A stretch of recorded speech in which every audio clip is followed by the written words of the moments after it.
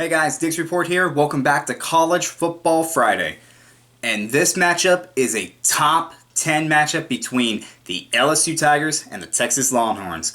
And this game could have big implications later down the line. Let's start off with LSU. Well, they win against Texas. Not only did they beat a top 10 team on the road, they beat Texas on the road. And that's no small feat. Texas is a tough place to play on the road. Trust me, when it comes to Texas, you know how big football is there. So for LSU, that's a big win for them. Also, it's a big win for their conference. Now for Texas, how big would this be? Well, again, they would have beaten a top 10 team. Not only that, but let's say that they win their conference and they lose only one game, but they also beat Oklahoma. Not only would they have beaten their rivals, won their conference, but they also beat an SEC team that was a top 10 team at the time. That's a big statement right there. So now let's talk about some factors that go into this game. For one, I think the quarterback play is going to dominate this game early on. I feel like these teams are going to put the game in the hands of their quarterbacks early on, allow them to make some plays early on. I don't know why, I just have that feeling. And luckily, LSU and Texas have two really good quarterbacks in Joe Burrow and Sam Ehlinger. Let's start with Joe Burrow.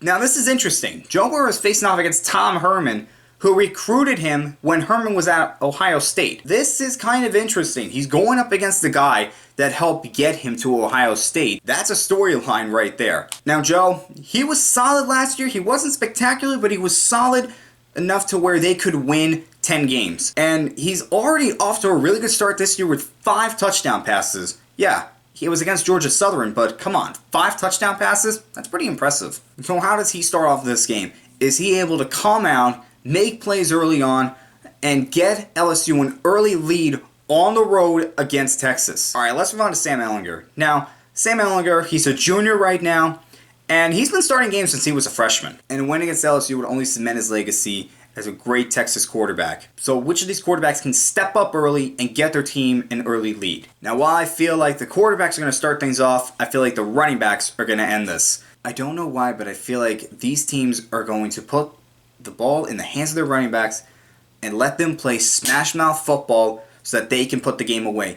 Again, I don't know why, I just feel like that's what's going to happen. And whichever team has the running back that can do that, it's going to be the difference in the game.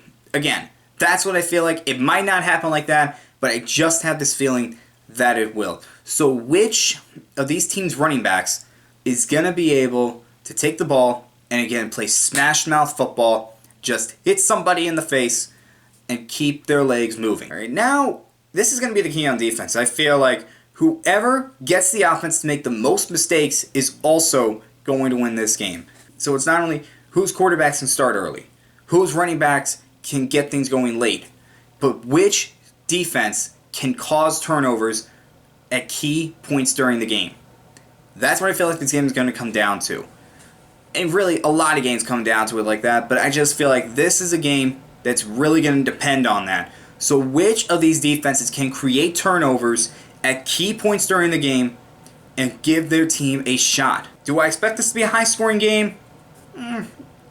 Don't know why. I really don't. I feel like this is going to be a game that's going to be close to the very end, and whoever makes the last mistake is going to lose. And who I think is going to win? I'm going to go with the home team on this one in Texas, but I would not be surprised if either one wins. I'm expecting a great game, and I think that's what we're going to get. Alright guys, that was College Football Friday, and I'll see you next time.